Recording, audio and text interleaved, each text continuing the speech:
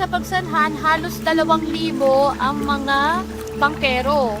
Kaya mahigpit ang kompetisyon. Ang nangyari ngayon, nakapila sila para magkaroon sila ng tsansa na makapaghatid ng mga bisita at turista papunta dun sa Pagsanhan Falls. Ginawa yan para mas maging maayos ang sistema at pagkaroon ng tsansa ang lahat na makapagbiyahe at magkaroon ng pagkakataon para kumita.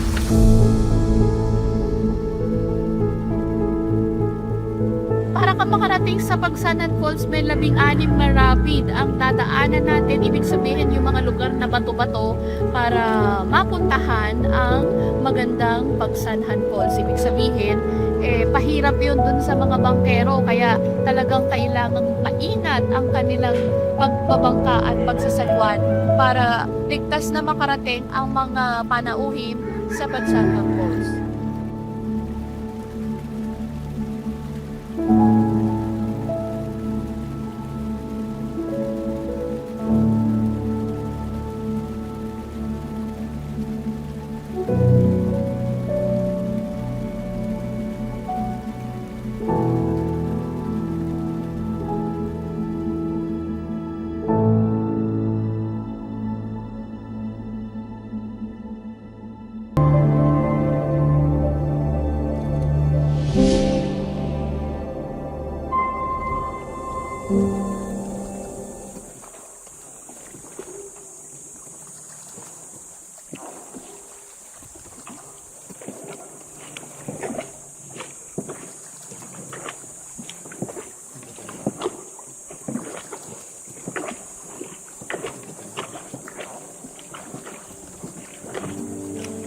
Ano po, sir? Nagsimula pa ako dito, sir. Nung bata pa ako, tinuruan ako nung bayaw ko, sir. Nung simula pa ako dito, sir, 18 ako. Kaya ngayon po, 52 na ako. Kaya 34 years na ako ng ganito.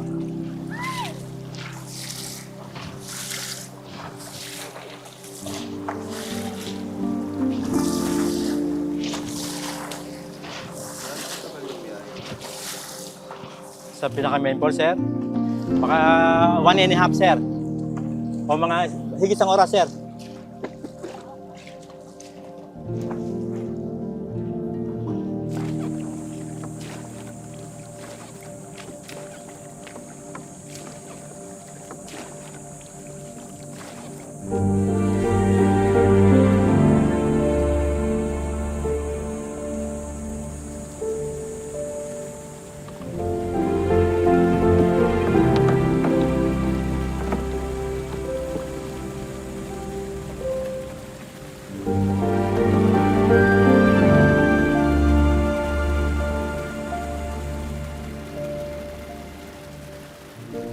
Ang biyahe po namin dito, sir, ay hindi po pang araw-araw. Minsan po kasi inaantay namin yung ikot ng number namin dito. Kasi po, by the number kami dito. Minsan po, 10 araw bago makaikot. Minsan po, higit pa po. Ganun pa po. Kaya po, ganun katagal ang biyahe namin dito. Bali, 1,974 po kami dito bangkero. Panay lisensyado po kami dito.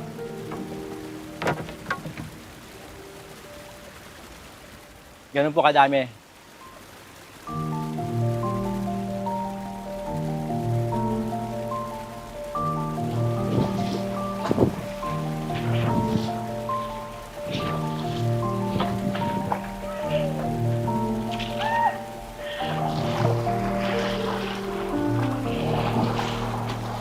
Yung Rapids, 16 po yun, sir. May kanya-kanyang pangalan po yun. First Rapids, Second Rapids, tapos po Punsong Bato, Helicopter, Tabernakulo. 16 po yun, sir. Bago pa makarating dito sa pinakang main falls. Ang pinakamahirap, sir, yung may mga tubo-tubo na. Nandun po yung talagang persahan na po yun.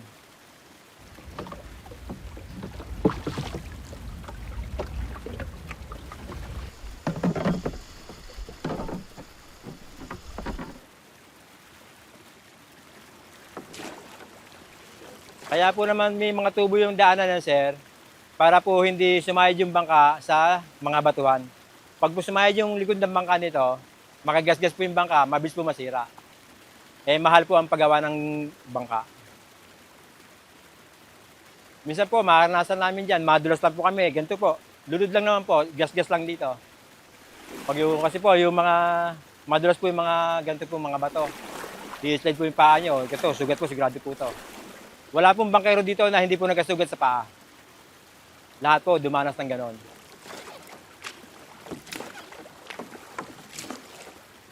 Pag po yung yung tubig ay medyo mataas, meron na rin pong ganon.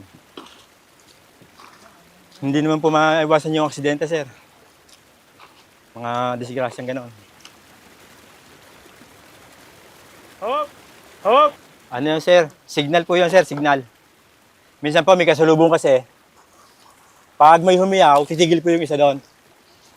Eh, pag wala po, dire-diretso na yun.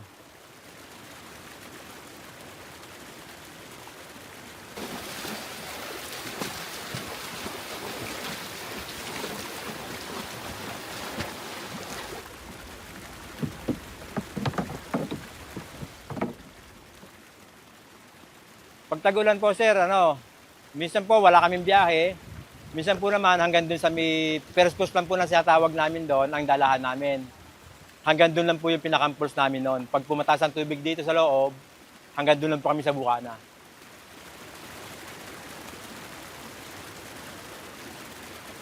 Yan, sir, pag tagulan, sir, na hanggang kalahati yung batong malaki na yan ng tubig.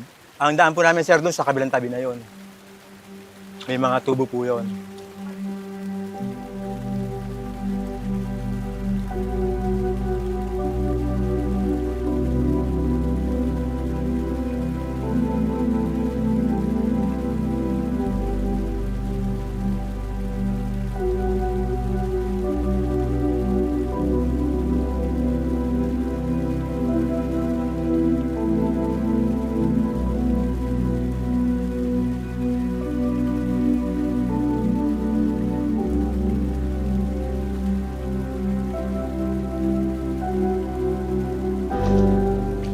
Yan, sir, tagulan, may tubig yan.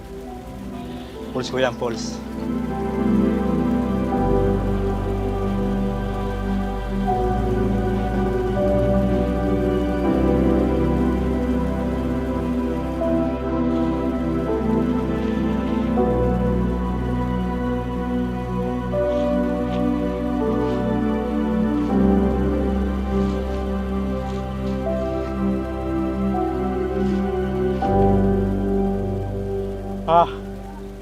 Hanggang, sir, konti.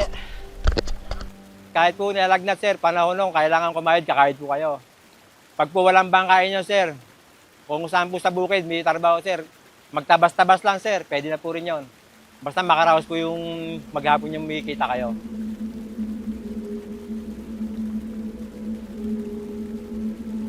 Minsan, sir, may makikita kayo dyan mga unggoy, sir, sa mga puno na yan. Aba.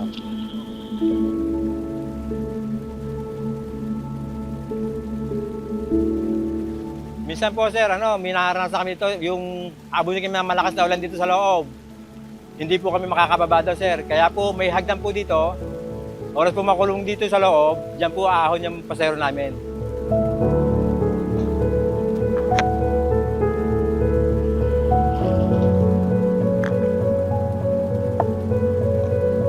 Okay, ma'am. Bababa na tayo, sir.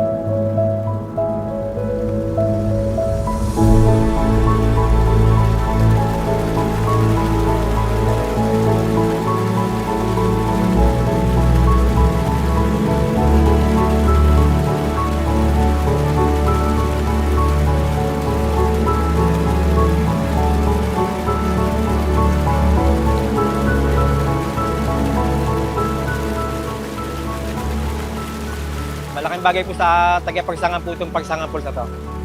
Malaking tulong po sa mga may pamilya po. Wala pong marami pong turista, marami makatulong ang mga bangkero.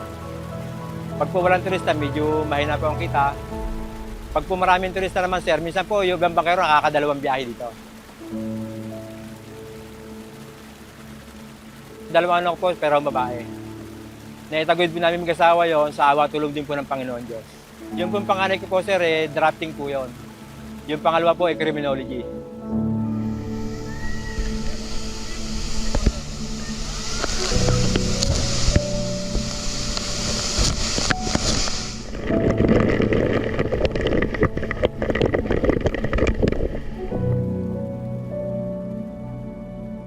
2,000 yung mga pumipila para magkaroon ng tsansa na maghatid ng mga pasahero papunta sa Pagsanhan Falls. Kaya minsan naisip ko, paano pa sila kumikita? Kapos na kapos talaga yung kikitain. Talagang makakahanga na yung mga bangkero natin nagsisikap.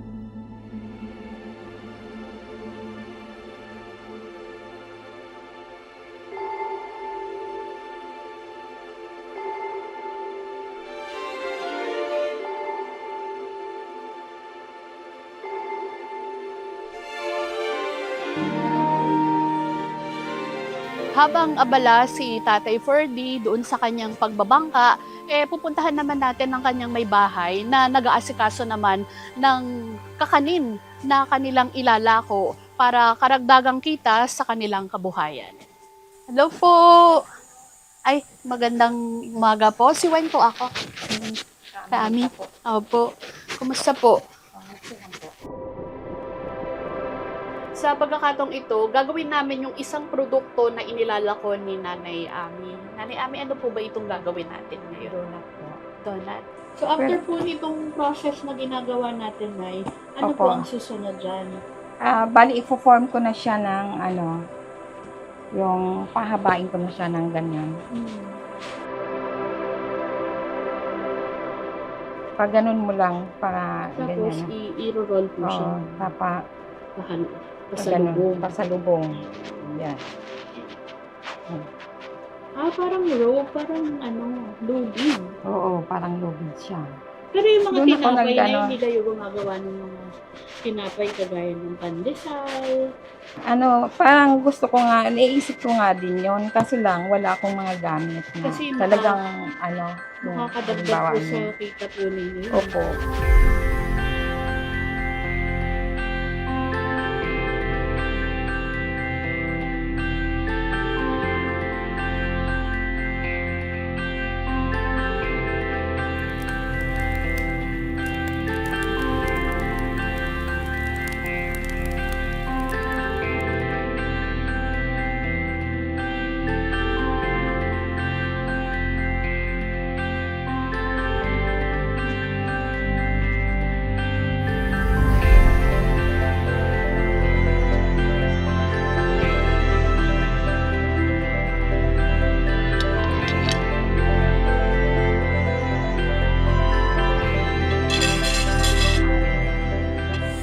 So, medyo mabilis talaga siyang maluto. Kahit na medyo nagbawas na tayo ng apoy. So, usually, may mga order na sa inyong ganito. Ako na po. Okay. So, ilalagay muna natin yung asukal sa container. Tapos, iro-roll po natin yung donut. Pwede din naman na isi-shake po siya, no?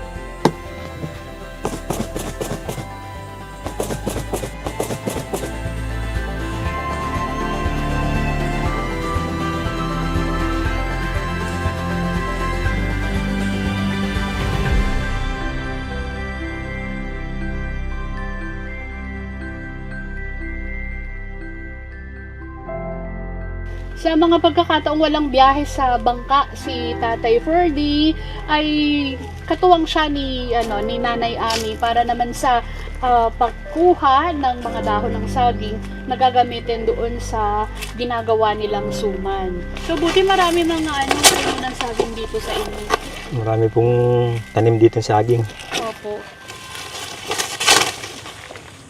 Kasi masarap din talaga kapag sa dahon ng saging ko binabalot ang pagkain Opo, bango-bango po.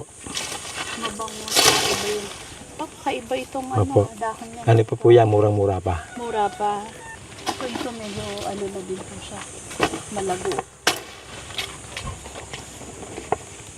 Kayo na din po ba nag-alaga nitong mga Opo. saging na to? Talim na po nung tatay ko yan. Tatay mo. Opo. So talagang dito na po kayo laki sa Opo. lugar na ito. Dito po kami pinanganak. Kaya. Pero kumusta naman po ang biyahe? Hindi naman po ba delikado? Hindi naman po. Nasa pag-iingat lang po talaga ang pag-ano niya. Kailangan po doble pag-iingat. Kasi po, once na dumulas yung paa niyo sa bato, sigurado po sugat ang paa. Bukod sa donut, isa pa sa niluluto ni Nanay Ami ay yung sumang malagkit. At ito yung nakasalang ngayon dito sa kalan nila. So, Nay, luto na yung sumang malagkit natin. Opo. Okay. Paano po malalaman kapag luto na siya? Pinapakuluan niya ng mga 2 hours. 2 hours. Ito, magbubukas ka lang po ng isang ganito. Ganito. Tapos titikman mo. Ah.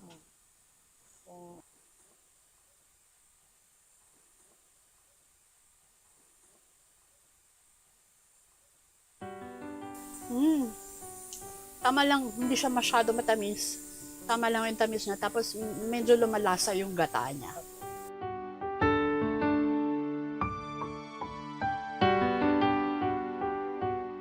So ito po mga ginawa ninyo ngayon, meron na bang mga may advance order po nito?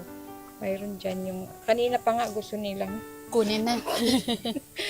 kunin. Sabi ko wala pa, hindi pa ano. Hindi pa luto. Mamaya na lang at ihahatid ko na sa inyo.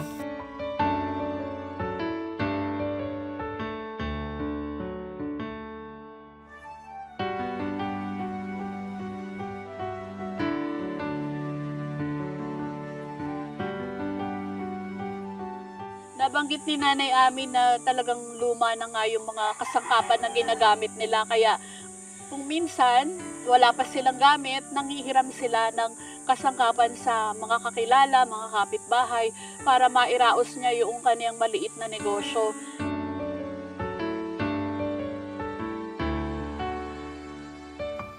Suman kayo dyan! Suman donut! Bili na po kayo!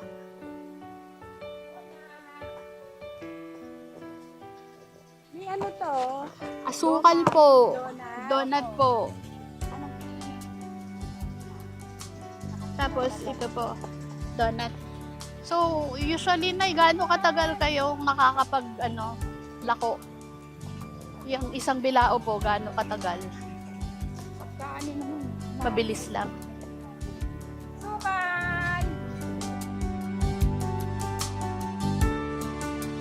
Ano ba yung mga challenges ninyo sa paglalako, sa pagtitinda? Wala yung minsan hindi ka pinapansin. Parang nakakahabag sa sarili. Sa sarili. Oo, pero hindi naman ako nalulungkot na kasi kung hindi naman mabibili yung Tinda nyo? tinda namin, hindi naman namin kakainin yun.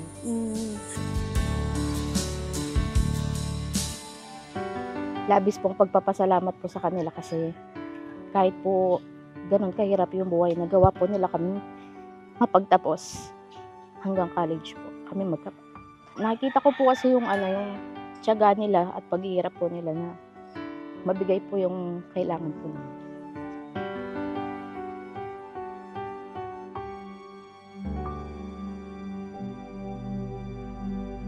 Tay, dahil sa batid po namin yung inyong mga pagsusumikap at pagsasakripisyo, may konti pong sorpresa sa inyo ang FYM Foundation at ang Lingap Stories. Tara, puntahan po natin. Ayan, Nanay Ami and Tatay First. Ito po yung handog sa inyo ng FYM Foundation at ng Lingap Stories.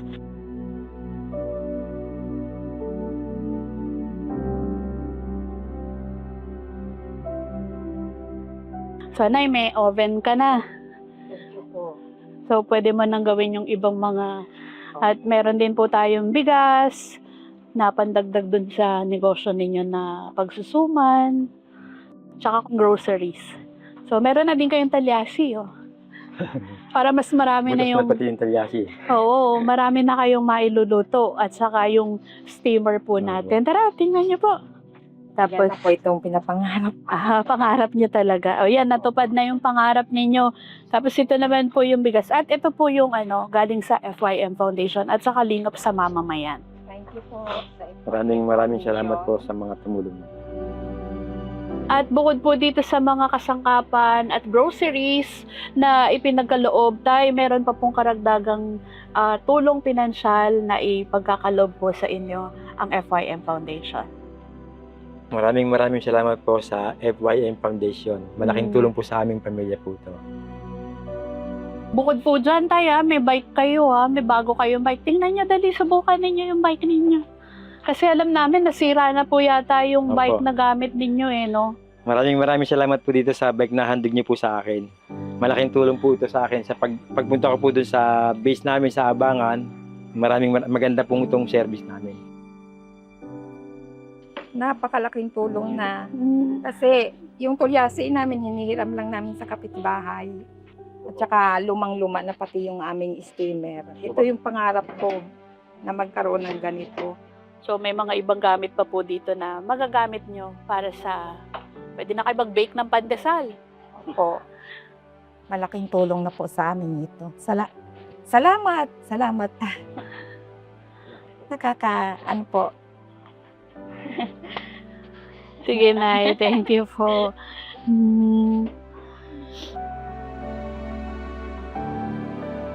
Maraming salamat po dito sa tulong nyo. Mahal na po namin kapamahal ng pangkalahatan. Kapatid na Eduardo B. Manalo. At FYM Foundation po. Maraming salamat po sa mga tulong na inabot niyo po sa amin.